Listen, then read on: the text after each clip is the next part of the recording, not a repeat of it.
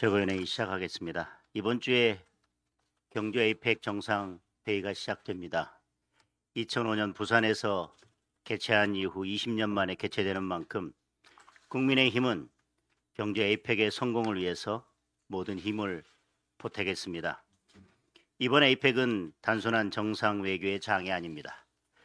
글로벌 패권 경쟁과 불안정한 대외 경제 환경 속에서 대한민국의 경제와 미래가 나아가야 할 방향을 결정짓는 중요한 분기점이 될 것입니다.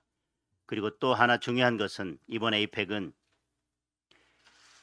이재명 정권이 스스로 호언장담했던 관세 협상의 타결 시한이기도 합니다. 관세 협상이 길어지면서 환율은 1,400원대에서 요동치고 있습니다. 우리 기업들은 기업의 생존이 달린 관세 협상 과정 하나하나에 촉각을 곤두세우고 있습니다. 그런데 관세 협상은 여전히 난항을 겪고 있습니다. 아직 문서 초안조차 완성하지 못한 상태고 정부도 갈 길이 멀다며 슬쩍 한 발 빼고 있습니다. 지난번처럼 합의문 없는 빈 껍데기 협상이 돼서는 안 될 것입니다. 내용은 깜깜이인 채 타결됐다는 말만 요란한 허상이 아니라 국익과 민생에 도움이 되는 진짜 성과를 가져와야 할 것입니다. 국민이 지켜보고 있습니다. 민중기 특검을 특검해야 할 이유가 또 늘었습니다. 민중기 특검은 미공개 정보로 억대의 시세 차익을 챙겼다는 의혹, 강압 수사로 선량한 공무원 한 분을 죽음으로 내몰았다는 의혹, 이러한 중대한 의혹의 중심에 서 있습니다. 그런데 정작 특검팀의 수사팀장은 과거 수사 당시 도이치모터스 주가 조작 사건의 핵심 인물과 술자리를 했다는 이유로 교체했습니다. 주가 조작 사건의 핵심 인물과 술자리를 했다는 이유로 교체를 할 것이라면 민중기 특검은 스스로 수갑차고 깜빵으로 걸어 들어가야 할 것입니다. 이미 민중기 특검은 무너지고 있습니다. 자신의 의혹을 억지로 덮고 수사팀 인원을 갈아치운다고 해서 진실이 바뀌는 것도 없던 사실이 생기는 것도 아닙니다. 오히려 자멸의 길을 재촉하고 있을 뿐입니다. 스스로는 단죄하지 못하는 특검, 정의의 사도인 척 법복 입은 도적이 정치 수사를 계속 이어가는 현실에 국민은 분노합니다. 죄송합니다. 국민의힘은 민중기 특검의 불의와 위선에 끝까지 책임을 묻겠습니다.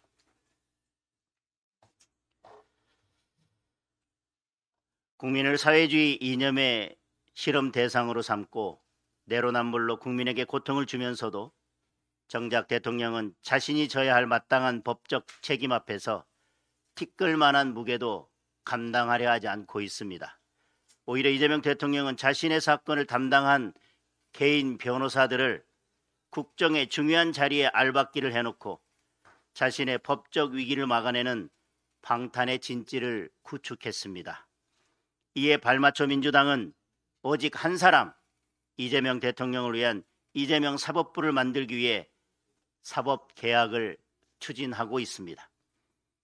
어제 열린 민주당 의원총회에서 김영민 의원은 당 입장에서 이재명 대통령 재판을 조용하게 효과적으로 해결해야 한다고 주장하면서 재판중지법 통과를 촉구한 것이 언론 보도를 통해서 알려졌습니다. 경고합니다.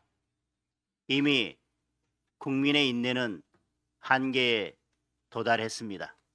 만약 더불어민주당이 재판중지법을 통과시킨다면 그 즉시 이재명 정권이 중지될 것입니다.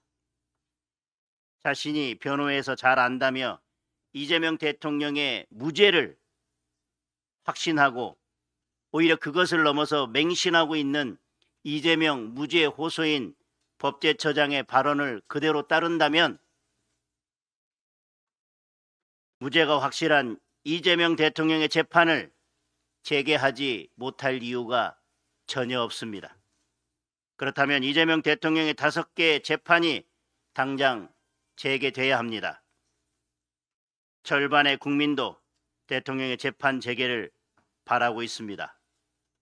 이것이 국민의 명령입니다.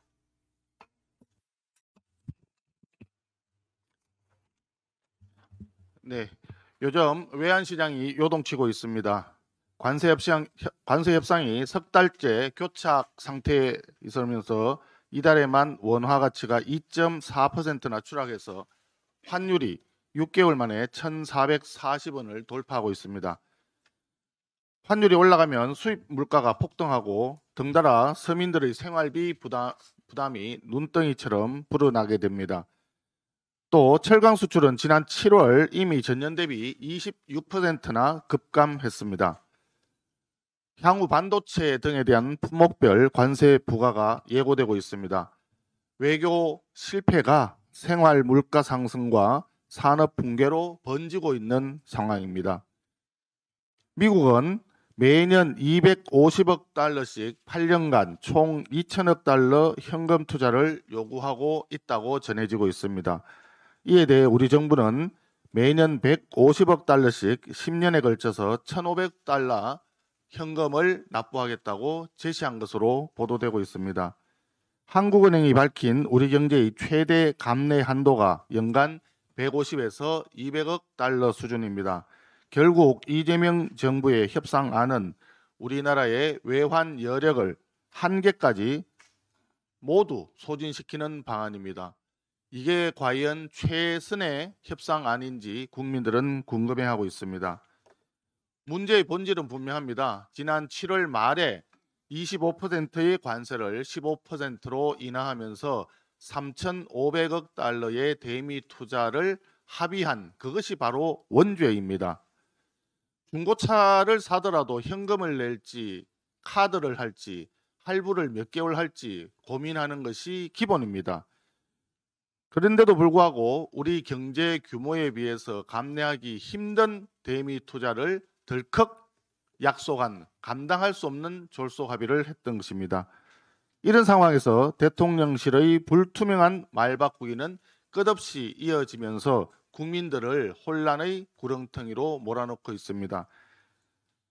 처음에는 합의문을 작성할 필요조차 없이 잘된 합의였다라고 하다가 합의문에 사인을 했다면 탄핵이 되었을 것이다 라고 아예 말을 뒤집더니 이번에 김용범 정책실장은 대부분 쟁점에서 실질적 진전이 있었다. 에이펙 계기로 타결될 가능성이 높아졌다라고 지난 19일 언론에 인터뷰했습니다.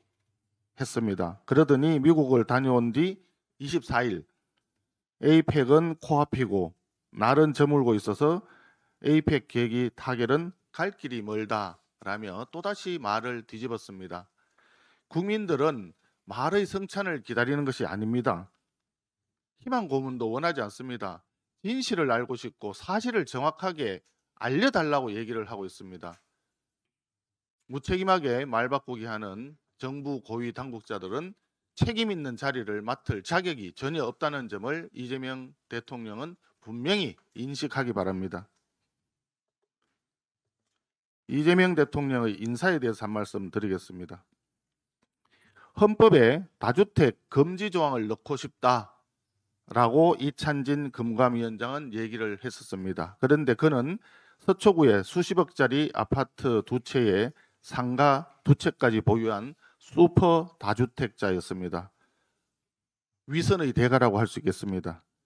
조원철 법제처장은 법제처장으로서의 직분을 전혀 망각한 것 같습니다. 이재명 대통령의 8개 사건, 12개 혐의, 5개의 재판이 전부 무죄라고 주장하면서 아직도 자기가 이재명 대통령의 변호인인 줄 착각하고 있는 것 같습니다.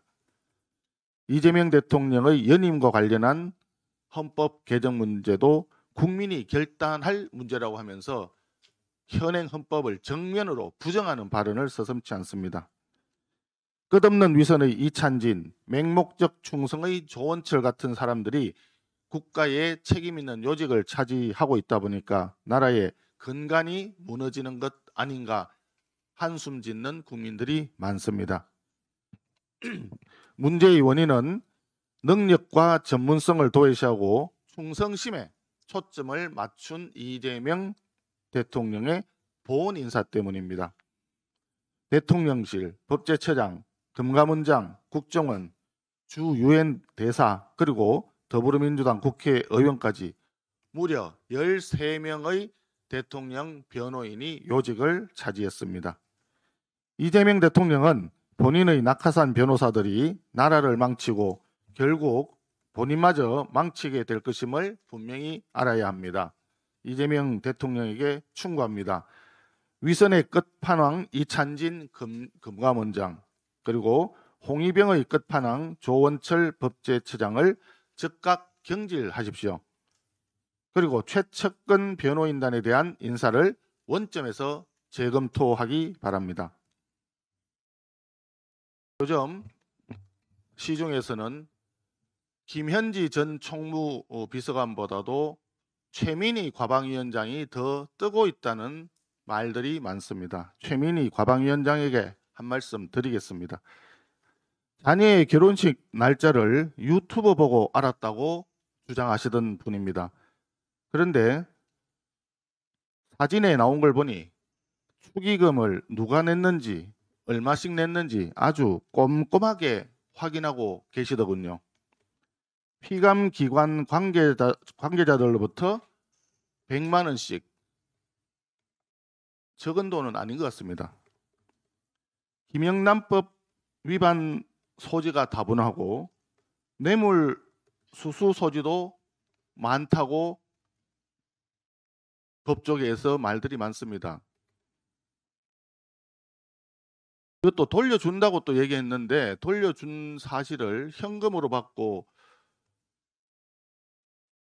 계좌로 이체해서 돌려준다는 뜻인지 확인도 되기 어려운데 뇌물은 돌려주더라도 뇌물죄가 성립한다라고 하는 것이 법조계 중론입니다. 또 사적인 축의금 정리 업무를 보좌진한테 시킨 거 이거 명백한 갑질 아닙니까? 최민희 위원장은 그 자리에 머물러 있을 자격이 전혀 없습니다. 즉각 과방위원장 사퇴하기 바랍니다. 그 다음 할 일은 성실히 수사에 임하는 길입니다. 이상입니다. 예, 최고위원 신동욱입니다. 날씨가 갑자기 초겨울에 접어들었습니다. 이재명 정부 출범 후 첫 국정감사도 종착역을 향해 다가서고 있습니다. 이제는 결실을 확인하고 마무리를 해야 할 시점입니다.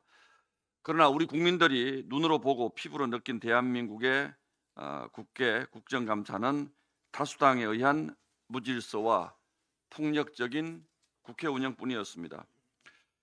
국민들은 추미애 법사위원장의 반민주적 횡포와 최민희 과방위원장의 비지성적, 비양심적 행태의 끝판왕을 보면서 대한민국에 과연 미래가 있을까, 희망이 있을까 심각한 회의에 빠지게 되었습니다.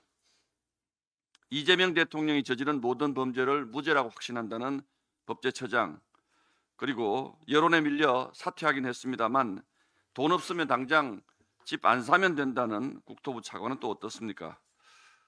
법제처장은커녕 공직에 언저리에도 가서는 안 될 대장동 변호사 조원철 법제처장이 사퇴하지 않는다면 저희 당으로서는 탄핵안 발의가 불가피할 것으로 보고 있습니다. 이제 국민들은 분명히 깨달았을 겁니다.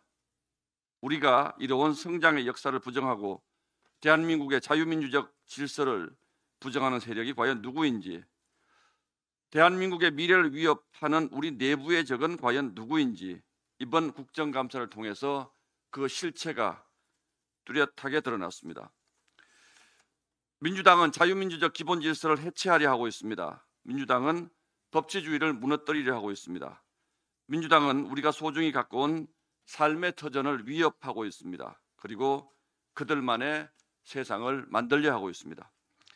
이제 국민 여러분이 나서야 할 시간입니다. 비상식이 상식을 무너뜨리고 법을 어긴 사람이 법을 지키려 하는 사람을 핍박하는 세상을 우리 자녀들에게 물려줄 수는 없지 않겠습니까? 국민의힘이 그 전선에 가장 앞에 서겠습니다. 이상입니다. 안녕하세요. 국민의힘 최고위원 김민수입니다. 10.15 부동산 대책으로 서민 가슴을 도려냈던 거칠었던 한 주가 지났습니다. 오늘은 정부 여당 부동산 투기의 진짜 숨은 고수 레전드 큰손을 소개합니다. 이재명의 오랜 부동산 정책 책사이자 이재명의 기본주택과 기본소득을 설계했던 이한주 민주연구원장이 26일 어제부로 임기 6개월을 남겨둔 채 돌연 사의를 표했습니다. 새로운 당대표와 맞는 사람을 임명하라. 정청래에 대한 따뜻한 배려, 포장지 아닙니까? 소용돌이치는 부동산 회오리에 말려들까 조마조마했던 것은 아닙니까? 이한주 민주연구원장 2003년 청담동 삼익아파트 35평을 매입했습니다. 물론 거주한 적 없습니다. 이한주는 분당구 임해동에 따로 소유해둔 아파트에 살았습니다. 청담동 삼익아파트 현재 재건축 진행 중입니다. 올해 말이면 완공됩니다. 해당 아파트의 분양 입주권은 올 3월 기준으로 35평 52억, 46평 70억에 달합니다. 또한 이한주는 영등포동 5가 동남 아파트 상가 대지지분 8.9평을 사들였습니다. 이 역시 재개발 사업이 진척되고 있습니다. 최근 4.46평 지분이 7억 5천에 거래되었으니 이한주의 8.9평 지분은 약 15억에 달할 것으로 판단됩니다. 이외에 이한주 배우자는 영통구 21평 아파트 3채를 홀로 분양받고 매각했으며 수지 신봉동 신축 아파트 34평형을 매각하기도 했습니다. 또한 이한주는 어린이날 초등학생, 중학생이었던 두 아들에게 부동산을 선물했던 적도 있습니다. 가족 주주회사 부동산 법인까지 만들어 수많은 부동산을 관리했던 이한주와 민주당에 묻습니다. 아빠 잘 만난 탓에 누군가는 어린이날 선물로도 받는 부동산, 우리 국민은, 서민은 진정 꿈조차 꾸면 안 되겠습니까? 조국의 말처럼 개구리, 가재, 붕어로 태어났으면 개천에서 벗어나지 말고 그 자리, 그곳에서 살아야 되겠습니까? 대한민국은 자본주의 시장경제 체제 국가입니다. 합법적이고 정상적인 방법으로 돈을 벌었다고 비판받을 일이 아닙니다. 투자를 통해 집 몇 채 가졌다고 욕먹을 일도 아닙니다. 하지만 민주당은 그런 자본주의를, 시장경제를 무지성으로 비판해 오지 않았습니까? 나는 되고 너는 안 된다. 나는 부동산 재벌이지만 서민은 비싼 월세 살아라. 월급으로 꾸역꾸역 월세나 내며 살아라. 이런 민주당식 내로남불 위선에 국민이 분노하는 것입니다. 민주당과 좌파 세력, 당신들이야말로 육체는 자본주의의 달콤함에 젖었지만 머리로는 사회주의 발상을 하고 있는 것 아닙니까? 나는 달콤한 자본주의를 누리고 서민은 인민처럼 살기를 바랍니까? 국민의힘은 어떻게 해야 서민이 보다 상식적인 가격으로 제 집 마련을 하게 할지 고민합니다.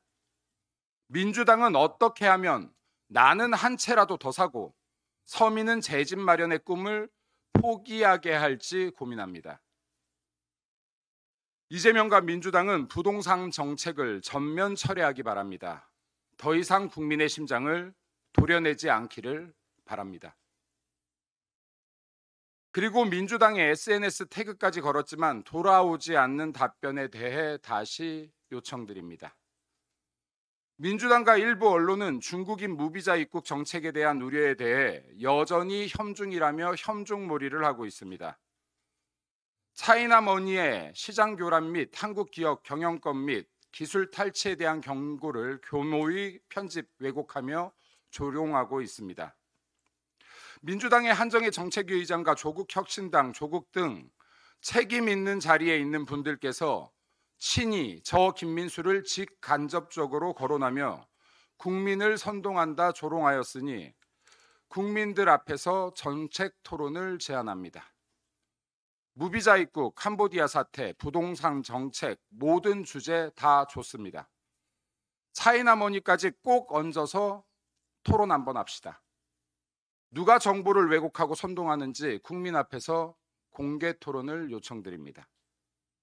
한정혜 전 최규 의장이 나오셔도 좋습니다. 민주당 최고위원급 책임 있는 지도부가 나와도 좋습니다. 제 실명을 거론해 주신 조국 혁신당 전 대표께서도 자신 있으시면 나오셔도 좋습니다. 응답 기다리겠습니다.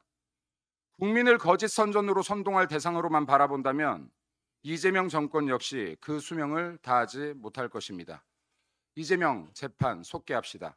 이상입니다.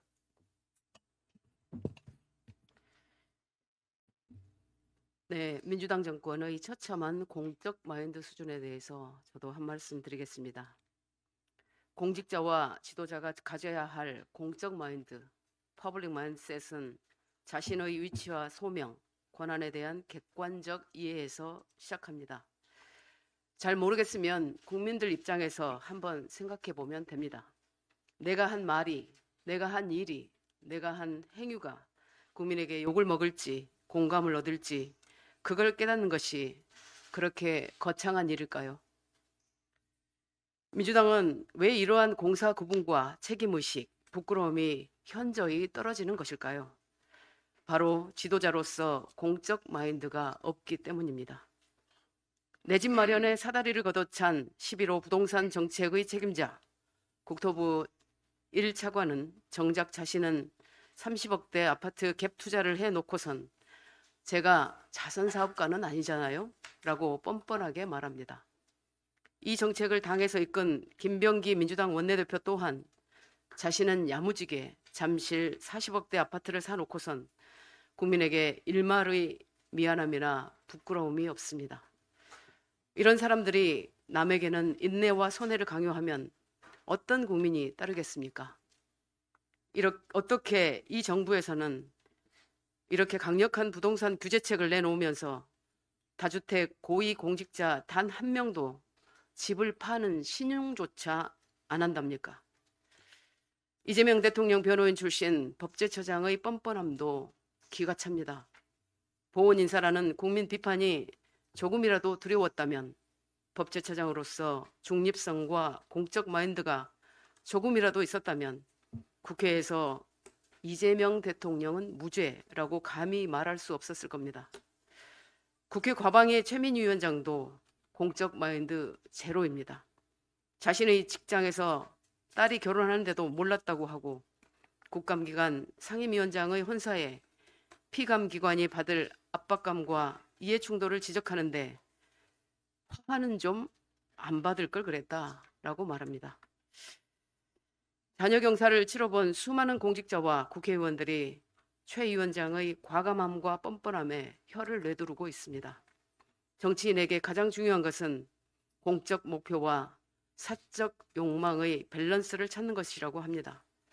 두 가지가 일치하면 좋겠지만 그게 아니라면 사적 욕망은 겉으로는 최대한 드러내지 않는 것이 맞습니다. 누군들 좋은 동네에 비싼 아파트 사고 싶지 않겠습니까? 누군들 나를 챙기는 대통령에게 고맙지 않겠습니까? 누군들 자식 결혼식에 뭐든 다 해주고 싶지 않겠습니까? 그러나 공직자라면 절제하고 분간하고 조심하고 만약 잘못됐다 지적하는 언론이나 국민이 있다면 바로 머리 숙여 사과하는 것이 맞습니다. 내가 뭘 잘못했냐?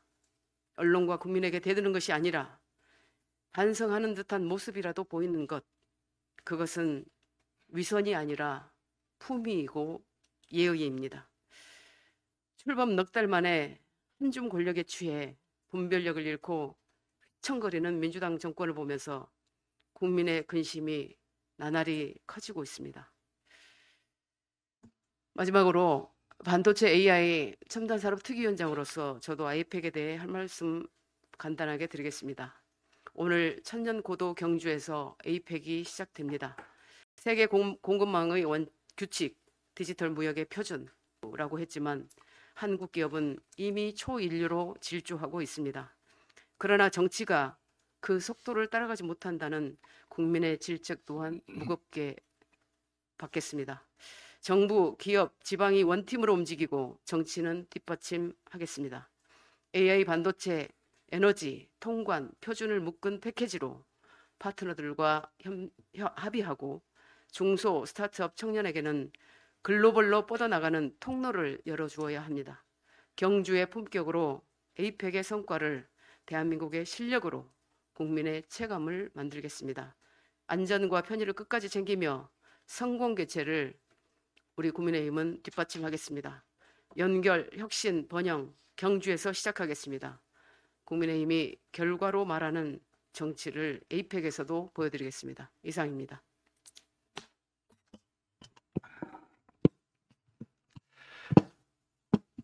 네, 국정감사 MVP로 저는 추미애 의원이 될 걸로 예상을 했는데 최민희 의원이 새로 등장을 하고 있습니다.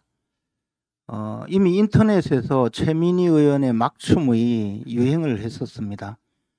최민희 의원의 막춤을 보면 이분이 인생을 얼마나 막 살았는지 상징적으로 보여주는 것이고, 그분의 유포리아 상태에 가 있는 표정을 보면 이분의 정신 상태가 어떤 수준인지 알 수 있게 하기 때문입니다. 최근에는 양자역학을 공부한다길래 무슨 명리학, 뭐 손금 이런 공부를 하나 싶었는데 숫자에 강한 면모를 보여주고 있습니다. 스마트폰에 비춰진 그 숫자가 100만 원, 100만 원, 100만 원, 그리고 20, 50, 30, 30이고 930만 원 중에 900만 원은 송금하고 30만 원은 김 실장에게 전달했다. 뭐 이런 내용의 기사입니다.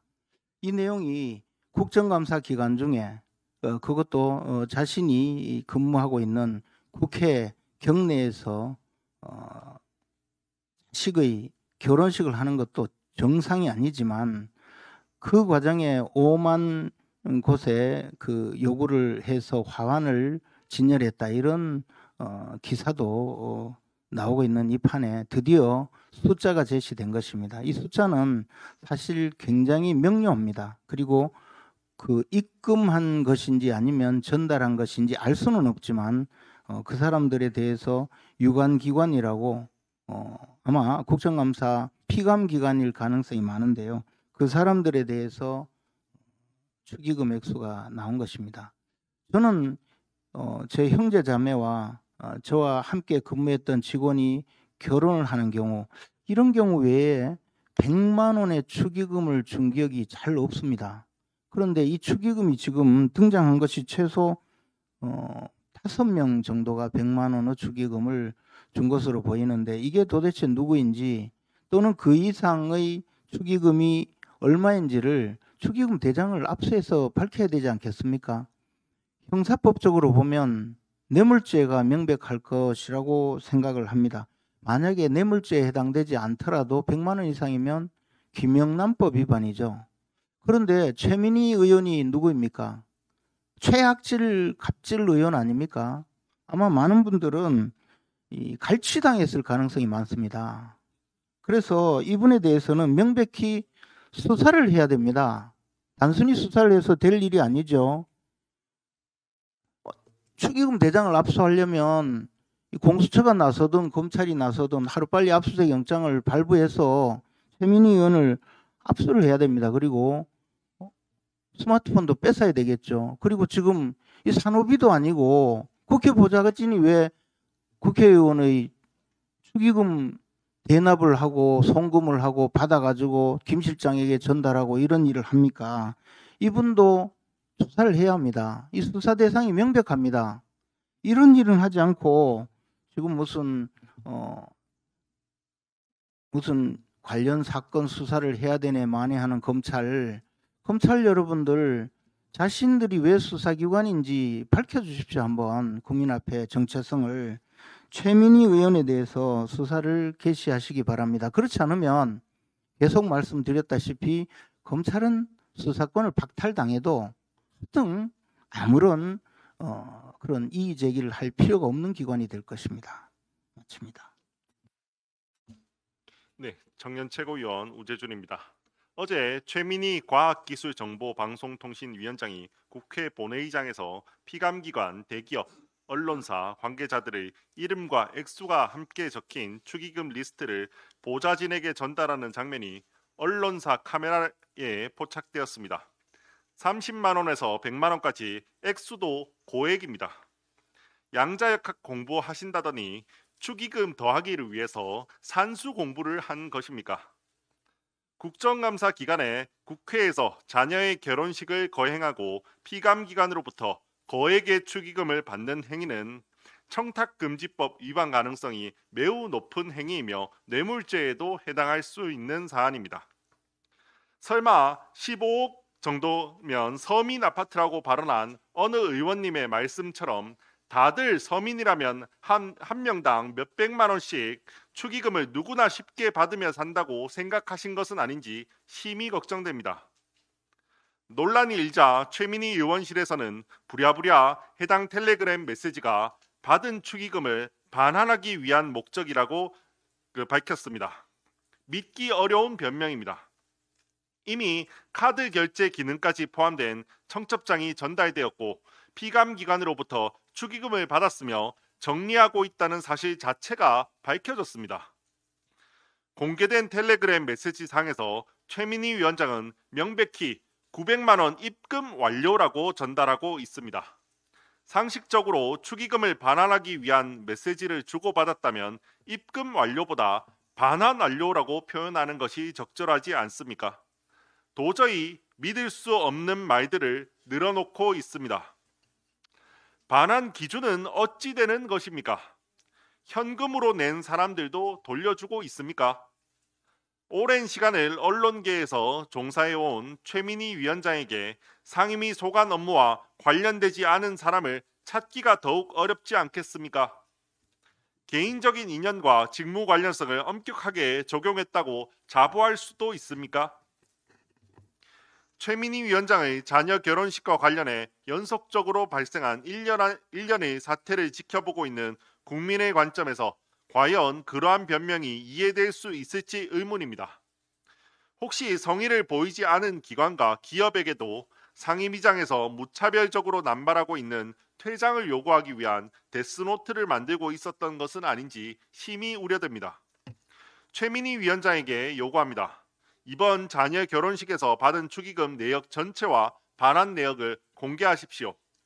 카드 결제로도 축의금을 받은 것으로 알고 있습니다. 카드 결제의 경우 결제를 취소하는 방식으로 반환했는지 현금으로 돌려주었는지 등 현장 수령, 카드 결제, 계좌 입금 등 축의금 수령 방식별로 언제 어떻게 반환했는지 국민들께 소상히 밝히십시오. 만약 스스로 소상히 밝히지 않는다면 즉시 청탁금지법 등 위반 혐의로 수사를 통해 밝혀야 할 사안입니다. 이상입니다.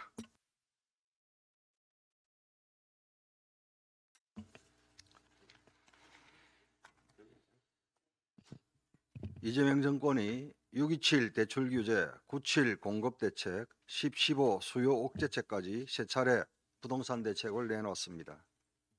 그러나 집값을 잡기는커녕 국민의 분노만 커졌습니다. 한 통계에 따르면 지난 10월 25일 기준 서울 전세 매물은 1년 새 22.8% 줄었고 노원, 중랑, 도봉, 금천 등 지역은 1년 전보다 절반 이상 감소했습니다. 전세 가격이 폭등하고 전세의 월세화가 가속되고 있습니다. 신생아 특례대출도 6.27 대책 석 달 만인 지난 9월 말 기준 83%나 급감했습니다. 결국 정부의 잘못된 규제 정책이 실수요자를 월세 세입자로 내몰고 국민의 내집 마련 꿈을 좌절시켰습니다. 이재명 정권의 부동산 대책은 갈짓자 정책의 결정판입니다. LTV 40% 규제를 대환대출에 적용하는 바람에 불만이 폭주하자 부랴부랴 기존 70%로 되돌렸습니다. 전세 퇴거자금 대출 혼선, 비주택 LTV 규제 정정 등 대책 발표 열흘 동안 땜질 처방만 반복하고 있습니다. 이처럼 엉성한 대책과 적극적 대응으로 국민의 불신과 혼란만 더 커졌습니다. 그야말로 아마추어 정권, 무능한 정권입니다. 그런데 민주당은 이재명 정권의 부동산 정책에 분노하고 좌절하는 국민의 목소리를 귀담아 듣고 실천적 대안을 제시하는 국민의힘을 향해 정시공세라 치부합니다.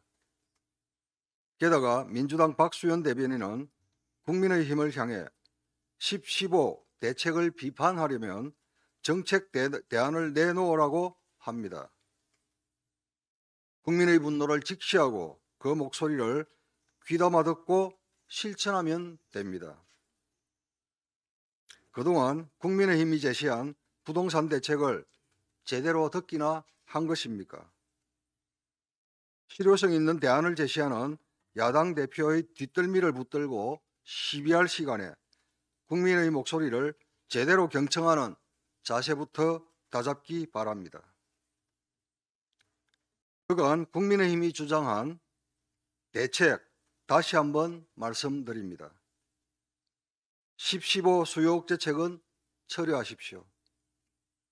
9.7 공급대책은 전면 수정하십시오. 재건축 초과이익 환수제부터 폐지해야 합니다. 또한 용적률과 공공기여 제도를 합리적으로 조정해야 합니다. 민간 정비 사업에 대한 인센티브를 확대해 민간 중심의 재건축 재개발이 활성화되도록 해야 합니다. 기업을 옥죄는 노란봉투법을 폐기하고 중대재해처벌법을 합리적으로 보완해 민간 건설사가 신바람나게 주택 공급을 할 수 있도록 여건을 만들어야 합니다.